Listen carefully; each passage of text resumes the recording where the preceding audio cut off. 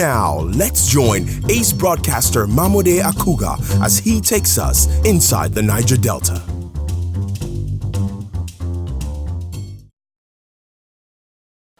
Hello out there and welcome to the program. It's Inside the Niger Delta, the authentic voice of Nigeria's oil-rich region. I'm your regular host, Mamode Akugha, inviting you to join me in yet another interesting voyage in the Niger Delta region. Today's package is a mixed reel of oil conflict in the Niger Delta and the attempt by an indigenous oil exploration and production company to change the ugly narrative, as well as recent political developments in the region. Our first issue on the program is the outcome of Governor Wike's intervention in the dispute surrounding the operation of OML 25 in Kula Kingdom of Rivers State. It will interest you to know that there seems to be no end in sight for the brewing tension arising from the continued occupation of Belema flow station by host communities of OML 25 who are currently at daggers drawn with Shell Petroleum Development Company SPDC, which has for over 38 years operated the oil mining lease. This is in spite of Governor Wike's intervention and a directive to reopen the facility in 7 days. Next on our lineup in today's package is a report on the effort of Belemaoil Producing Limited at transforming the lives of its host communities and other parts of the Niger Delta with the donation of cash gifts to business owners in the region. Now moving on to politics, former chairman of the Niger Delta Development Commission NDDC Larry Konya and Telford Ongolo, current Chief of Staff, Government House, Bayelsa State, emerged Chairman and Secretary of the Advisory Council of the People's Democratic Party, just as Governor Seriake Dickson predicts victory for the party in the forthcoming governorship elections. We draw the curtain on today's package with a look at the implications of Senator Offion-ama's emergence as Senate President for the advancement of the Niger Delta and the cause of his people. Inside the Niger Delta, the authentic voice of Nigeria's oil-rich region will be back after this time out. Don't go away. Visit our YouTube channel at Max TV. Click on the subscribe button and be the first to get notifications on our uploads.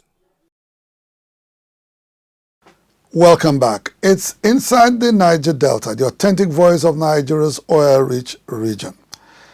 The 7-day ultimatum given by Governor Nyesom Wike to host communities of OML 25, including Belema, Offion-ama, and Ndeje, to ensure the reopening of the occupied Belema flow station in Kula Kingdom of Rivers State may have fallen on deaf ears.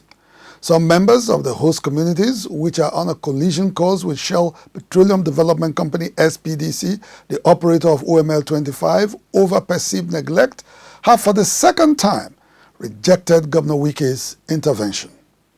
At a peace meeting with interested parties in the OML 25 disputes, including representatives of SPDC and its host communities, Governor Wike had directed that the occupied Belema flow station be reopened in 7 days. Federal government is being denied revenue. State government is being denied revenue. Local government is being denied revenue. As a responsible government, will you fold your hands and allow this? So when it is problem between the oil companies and communities, is it federal government that handles it? It is the state government and the local government. I'm not interested about who has right to drill oil. It's not my business. It's not my business. I don't give such a this. I don't. But when there's a problem where the community is affected, I must come in. At the peace meeting in Government House, Port Harcourt, the warring factions placed their cards on the table in anticipation of an end to the siege on OML 25. We very much welcome your intervention, Your Excellency, because we would like to go back to operating this facility and whatever grievances and social amenities, employment issues that the community have, as your intervention might determine, we are prepared to be part of that. Yes. In their meetings, when they called meeting at NNPC Tower, I was not invited, so they didn't call me. I wasn't there. You cannot shut down a place, and it sees that the place will be sold to you because you're from that place. A second meeting was scheduled to hold at a neutral venue to arrive at a final decision on previous deliberations. A sudden change in venue, however, sparked off a resistance from the host communities of OML 25. We don't appreciate that invitation, and so we said we will not attend that meeting at the government house. Our stand is Shell should please leave OML 25 alone. Describing Governor Wike's intervention as meddlesome, the angry host communities, at a press briefing shortly after the botched meeting, had asked him to stay away from OML 25. The GMOU framework that was put in place in 2005 to start effect from 1st January 2006 has been kept in the cooler for these 13 years. What crime did we commit that we are thus condemned to human indifference? We don't know why this renewed pressure and interest between SPDC and the River State government to forcefully invade our land. It's our view that this type of meeting is on the exclusive list of the federal government, and NNPC is currently driving the process. And that since NNPC is going through transition, it is important for the River State government to wait for a new management of NNPC to come in and steer the meeting. It is sad to note that the state government is talking about revenue that is being lost per year, and the interest of the community or the kingdom is not considered. We stand very ready to resist any move from any quarter to say that place be open for operation. This is our stand as Scholar Youth Worldwide, and we stand with the community. We say shame must go. Belema women say shame must go. Since its occupation in August 2017, oil production activities have been halted in OML 25, which is one of Nigeria's most lucrative oil fields, a development that has caused the federal government nearly ₦1 trillion deficit in oil revenues over the years.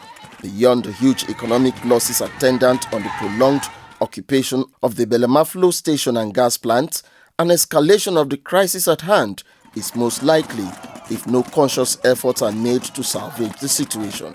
Let me state unequivocally that the dialectics of reconciling two conflicting ideas is the algebra of revolution. I am speaking in terms of the Kantian categorical imperative.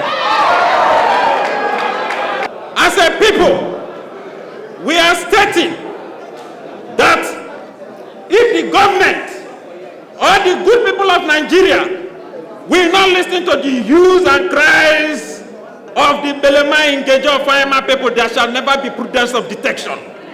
As Chief Security Officer in Rivers State, Governor Wike has finally intervened in the brewing crisis after maintaining a studied silence on the OML 25 dispute when it first erupted in 2017.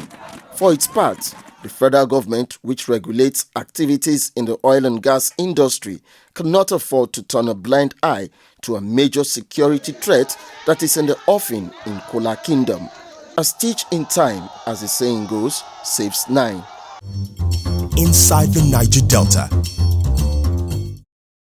No fewer than 10 Niger Deltans, including those outside its areas of operation in the region, have benefited from a 30 million naira worth of business startups provided by Belemaoil Producing Limited. We are presenting checks to the beneficiaries of the Empowerment Program at the corporate headquarters of Belemaoil Producing Limited recently in Port Harcourt. Officials of the indigenous oil giant had observed that the gesture was in line with its deliberate policy of giving back. Praise the Lord! Hallelujah! God is with me, and I will do more. Amen. Tamnoemi Debo Gold, over 70 years old, was an active member of the late Cardinal Rex Jim Lawson's music band that made waves in the 1970s.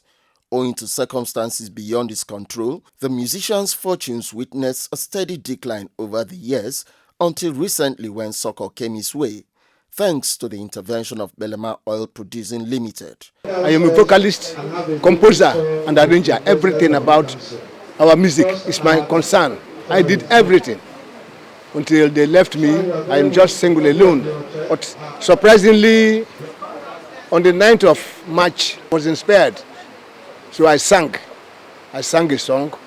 That song was videoed and sent to Facebook, where Belema saw me and picked me and giving me this favor today. So I pray God to guide him more and more. I have very many music for him, which I will compose. He's building house for me. Belema is building house for me in Buguma. After the building, he will buy the instrument for me.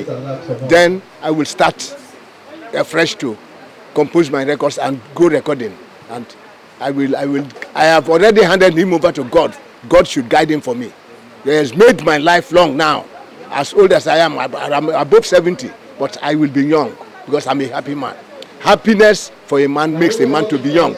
The Kalabari-born musician from Buguma town in Asaritoru local government area of Rivers State was among 10 beneficiaries of an empowerment program rolled out by Belemaoil Producing Limited to lift Niger Deltans out of poverty.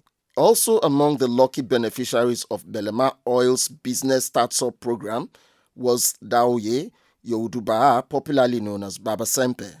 On my own part, I'm going to try with my crew to make sure we take Belemaoil to the next level. Trust me. Yes, you've done what you have to do for us today, and officially this evening we are unveiling the Belemaoil music. Other beneficiaries of the empowerment program were upcoming entrepreneurs desirous of expanding their business enterprises. They were considered eligible for financial support after the donor company had carried out an appraisal of several other such requests made for financial assistance. I was thinking maybe it won't happen. But to my greatest surprise, I'm very happy when I got the text, and today I came and I received it. I had employed few persons until I was robbed, and then I cried to this place, not minding that I don't have a personal relationship with them. It just helped me. I'm really grateful, honestly. I'm really, really grateful. There is a great difference between practical and theory. And today, Belemaoil have shown that commitment in ensuring that the people of Niger Delta, Nigerians, are properly empowered for national development. This kind gesture will not go unappreciated, if not by man, by God Almighty. Let me say that today you have created the creek and the canals. Surely the waters will flow. I want to say that the God that made it possible that the few of us today have benefited from this kind gesture will continue to preserve Belemaoil. Will continue to preserve NNPC. Will continue to preserve our great country, Nigeria. Belemaoil's giant strides in poverty alleviation in the Niger Delta is largely driven by its dynamic history. In less than 3 years of its operation of OML 55, the Indigenous Oil Exploration and Production Company has redefined the concept of corporate social responsibility with the provision of several life-transforming projects in its host communities, and will stop at nothing to offer the rest of the beleaguered Niger Delta region a new lease of life. Production Director of Belemaoil, Mufa Welsh, while presenting checks to beneficiaries, had observed that the gesture was to assist government in reducing unemployment in the Niger Delta. But the essence is empowerment. And when you are being empowered, you just have to continue that chain by empowering the next person. You don't want a situation where we empower you today and in the next few months or few weeks, you will look like someone that is not being empowered. We need this empowerment to generate more employment or more empowerment for your people. Because there is no way we can go around the whole thing. So empowering you means that you have to empower the next person. The recent Economic Empowerment Program is one of several such initiatives rolled out under the Belemaoil and NNPC joint venture in the last 3 years. Inside the Niger Delta. Following the recent inauguration of the PDP Advisory Council in Bayelsa State, Governor Seriake Dickson is optimistic about the party's victory in the November 16 governorship election. Governor Dickson says Bayelsa State remains a stronghold of Nigeria's main opposition party, noting that the outcome of the upcoming election will validate his claim. In the next 7 months, precisely on the 14th of February 2020, Henry Seriake Dickson will leave office as the 4th civilian governor of Bayelsa State. Honorable Dickson will go down in history as the first governor to have successfully served out 2 terms of 8 years in office. This uncommon feat was achieved under Dickson's governorship through a deliberate attempt to bring about harmony and stability in Bayelsa politics, which before this time was characterized by bickerings and infighting. The inauguration of the PDP Elders Advisory Council was to ensure that the party carries on with the legacy of Governor Dickson, especially as the next governorship election gets underway on November 16th this year. Because we had an opportunity to start a second term, you can see the benefits in all sectors flowing. Our state is stable. Our state is on the right path in all sectors. But we are now at another critical juncture.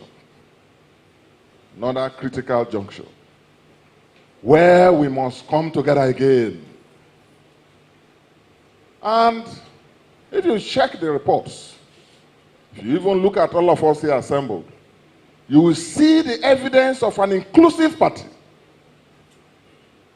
For a man who went into an election like that, the very first of its kind in this state, the very first time we were going into opposition and running an election against the party backed by the center, the very first time we went through that kind of challenge, you can see that today, if you look at the faces, even some of our friends and brothers and partymen who for one reason or the other were not with us, are with us today. And we have been receiving and welcoming everybody. So let me report to you all that our party today is more united than ever, stronger today, more inclusive today than ever before. The House of Assembly leading a united house. That is the government your party has been running. And you look at the executive arm that I share. This building contains both my office and that of my deputy. And the two of us have been staying here, not locking horns in a battle, but working together as necessary partners that we are for the good of our people. Governor Dickson was optimistic about the victory of the party, which enjoys the support of the generality of Bayelsans come November 16th. He said the envisaged victory for the party would be further propelled by the loyalty of its members, who must remain united and loyal to the party. The only party that has a capacity to win and retain power is our party, the People's Democratic Party. We have a lot of work to do, a lot of lessons to learn and to teach ourselves. Number one lesson is unity. It's willingness to subordinate personal interests for the overall interests of the group and the party. Third lesson is respect for constituted authority and respect for the organs and the processes of the party. It is within the general confines that you pursue an agenda or an ambition which is legitimate. But an ambition should not be at the expense of our party and our state. And you all know that we are going through very interesting times even in this country. So I call for unity, call for greater commitment to unifying our party, not dividing it in what we say and what we do, especially for those who want to be our next leaders. The PDP Elders Advisory Council comprises several experienced politicians in the state, including former President Goodluck Jonathan. They are expected to guide younger politicians and promote a free and fair process leading to the upcoming elections in Bayelsa State. The Elders Advisory Council will play a key role in terms of resolving disputes among us. There's no way we'll play politics and we'll have everybody will go the same directions, and never happened in the history of man.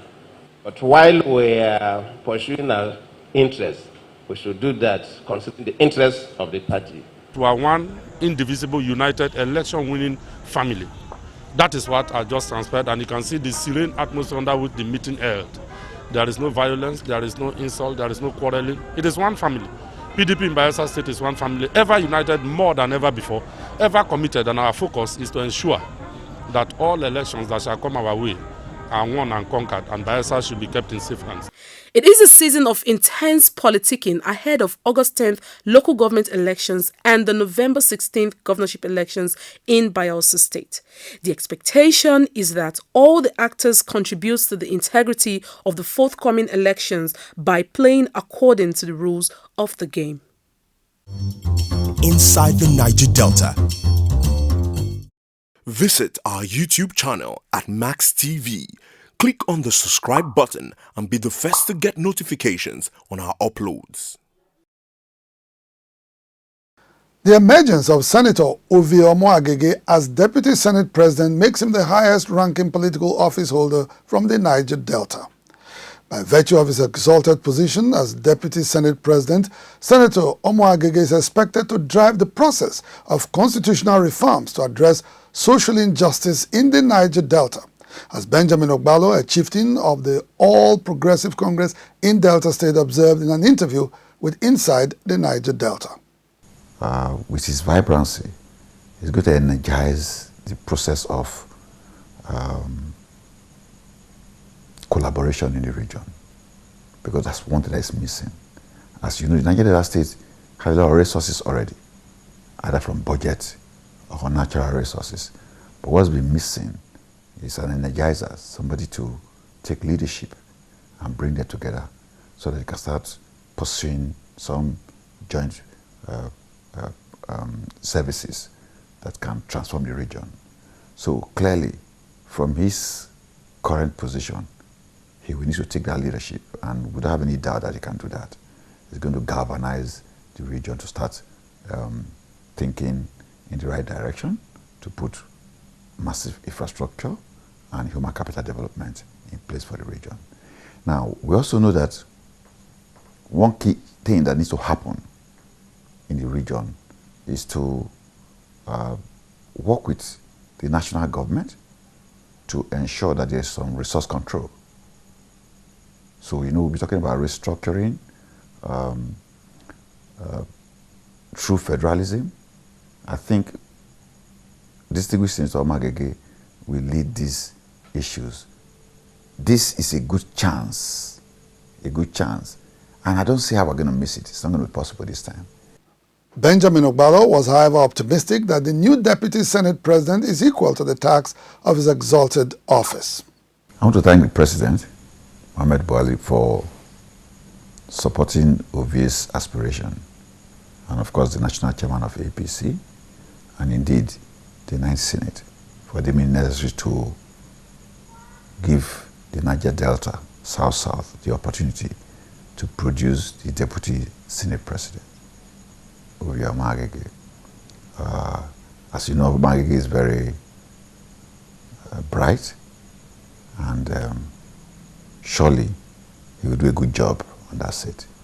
He's an astute lawyer, and is a good mobilizer.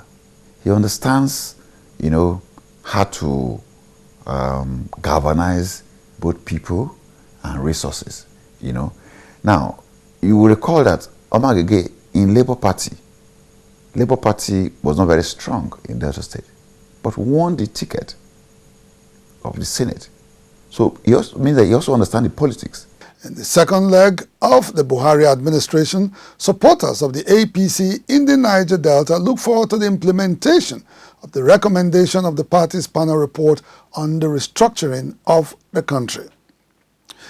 Well, that's the size of our package in this edition of the program. Inside the Niger Delta, the authentic voice of Nigeria's oil-rich region will be back on this station same time next week. You can follow us on our social media handles showing right now on your screen. Until then, I'm yours sincerely, Mamode Akugha, thanking you on behalf of the production crew for staying tuned. Bye for now.